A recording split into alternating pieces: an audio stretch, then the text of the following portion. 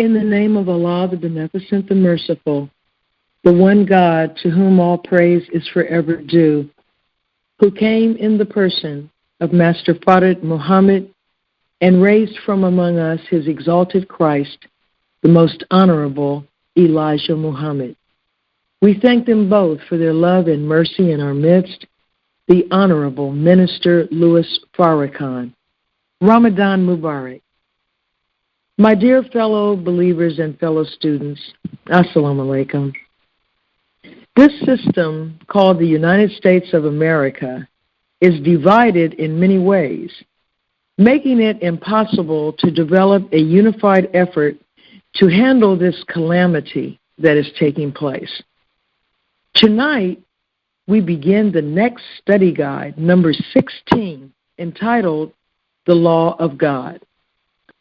Since March of 2017, when this course was first published in book form, the Honorable Minister Louis Farrakhan has released the first 2 of 3 volumes. And if you have been actively engaged in this course, Self-Improvement, the Basis for Community Development, per his instructions, coming to your Friday night class, exposing your thoughts to your fellow students, reading and studying the material, then you have learned a great deal, and you should be experiencing a change in yourself and how you view your inner self and the outer world around you. One of the things we have learned is how to analyze the problems of the Caucasian's world in the context we were given in Study Guide 11.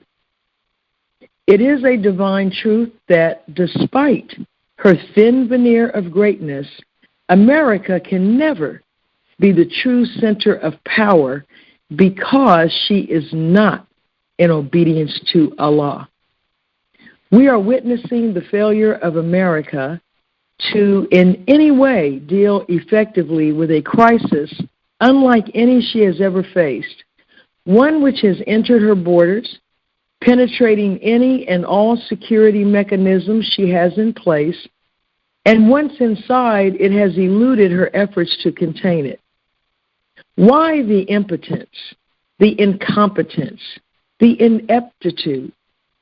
It is because the Caucasian people have set up institutions that reflect a damaged perception of reality. So when you hear the politicians and corporate heads and media talking heads say we need to rely on the experts to justify unproven and in some cases arguably harmful approaches to this problem, the question is, which experts are they relying on, and what makes someone an expert? When they studied biology, infectious disease, virology, medicine, economics, business, public health, were they taught a God-centered course of study? When they sought and attained public office and the votes and confidence of the people, are they now using their authority to bring about a solution that is acceptable to Allah? This system is failing because it was not founded upon, nor is it run on, the universal truth that Allah is the true center of everything. The Honorable Minister Louis Farrakhan wrote in Study Guide 11 concerning these institutions and their leaders, quote, "If we make these persons our center because we study from them, then their limitations become our own limitations, for they become our reference point. Since Allah God is the true center of all existence, then He and He alone is the only true reference point. Any other reference point will take us off balance." So tonight, beloved, during this holy month of Ramadan, we begin Study Guide 16, The Law of God. We will read and discuss tonight the first 8 paragraphs of Minister Farrakhan's letter dated June 15, 1990. We must take our time and parse this letter. And I just want to lift up the first few paragraphs and ask that we focus on his words. Assalamu alaikum. Dear believers and students, I am writing this letter to introduce study guide number 16, which I have entitled The Law of God. Master Fard Muhammad, the great Mahdi, to whom praise is due forever, came to North America on July 4th, 1930, nearly 60 years ago, to declare our independence. He set up classes and gave instructions that would bring into reality a new kind of human being, a human being that would become like a magnet, so unlike this world that he or she would attract the people of this world to him or her. Master Fard Muhammad knew that at a certain time there would be a level of dissatisfaction in the country so great that it would demand a change. He also knew that out of dissatisfaction would come a leadership unlike what the people were dissatisfied with. He and his messenger would be at the forefront of that change, and those wise enough to submit to their guidance would be the beneficiaries of that change. I'm going to stop there with those powerful words. And now for the remainder of this opening session, I have agreed to have you listen to a few words I shared last week with the study circle that we conduct here from headquarters concerning the letter Minister Farrakhan wrote on the characteristic of humility and the question whether that characteristic is an attribute of Allah. Thank you for your patience and consideration. I bear witness there is no God but Allah, who came in the person of Master Fard Muhammad and raised in our midst his promised Messiah and exalted Christ, the most honorable Muhammad. We are forever grateful to them both for their love and mercy in our midst in the person of the Honorable Minister Louis Farrakhan. Again, Assalamu alaikum and Ramadan Mubarak. Very powerful that most of the study group members, in fact, all of them in some way or another, in Dr. Roberts' wonderful discussion, made reference to dealing with the power of Master Fard Muhammad and how and in what way he could have demonstrated who he is, and yet he chose to conduct himself in a manner that would actually save us from what we would have faced if we acted the way we did with full knowledge of who he was and is. And it took me back to the last paragraph when I shared excerpts from Brother Minister Jabril Muhammad's article in the Final Call newspaper that was published, I think it was 2017. I had this, obviously, this letter in mind, and I find it on page 106 in my book, the last paragraph of the letter on the first page. I'm sorry, the second to the last. And we really get the clearest idea of why Master Fard Muhammad did what he did while he was among us. And the minister writes in this letter, and keep in mind, the minister is attempting to help us to come out of emotional reactions, holding grudges, feeling annoyance and anger, so that we would not incur the wrath of God. And I remember when I reported to him this particular discussion, he sat for the longest time in silence.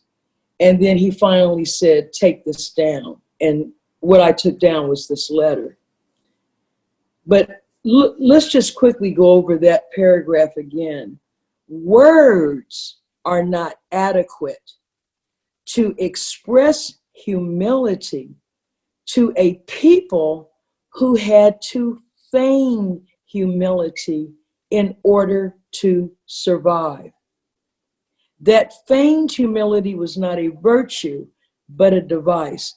And so right there, he's saying there was no way you could verbally communicate to us humility, because we were so locked in to rejection of that trait that we would have rejected it if it had just been taught to us in a text or lecture format. And so he goes on, therefore, Master Fard Muhammad had to give his servant a perfect demonstration of this quality in order that his servant, a descendant of slaves, so it's in the DNA of the Honorable Elijah Muhammad, who was then Elijah Poole, a descendant of slaves, an immigrant escaping the domestic terrorism of the South to come north. He knew that his initial reaction would be to reject this necessary quality. So he said, so that he, a descendant of slaves, would learn the true nature and quality of humility. And so he, Master Fard Muhammad, permitted himself to be arrested and submitted himself with all humbleness to his persecutors, as the Honorable Elijah Muhammad wrote in Message to the Black Man. And look at this, Master Fard Muhammad was ordered out of Detroit, although he had power over the minds of those who ordered him out. Stop right there. He didn't have to use weapons of mass destruction or guns. He had power to control their minds, the Caucasians who ordered him out. He could have sent thoughts into their mind to turn them away from what they were doing. You're talking about the power of the Lord of the worlds. And yet he allowed it and submitted for one reason, not because he had to, but to demonstrate to his servant the true quality and characteristic of humility that would save his life and the life of his followers. He was teaching him respect for authority, that's Study Guide 14, and the price of redemption, which is Study Guide 13. So we get, beloved, a dose too of the continuing unbroken thread of these study guides designed on the guidance of Allah to produce what it produced. And, you know, I was listening to the brothers and sisters so beautifully, and I hope, Brother Troy, we can share recordings of the discussions with one another. And I want to share them with the minister as well as we go along, because these are beautiful, profound discussions among scientists. This is knowledge systemized. So it is a science. And I'll say lastly, as we talked about last week, and of course it was further confirmed with page 2 of the letter, why humility is not an attribute of Allah. And as the minister said, he has no one or nothing to submit to, all right? And so the quality of humility is not necessary for the Lord of the worlds to possess. So it is something that is not inherent in us either, and therefore we have to make an effort to acquire it. So I thank you all for your patience and understanding, and I'm going to turn it back over to Brother Troy to close us out. Assalamu alaikum.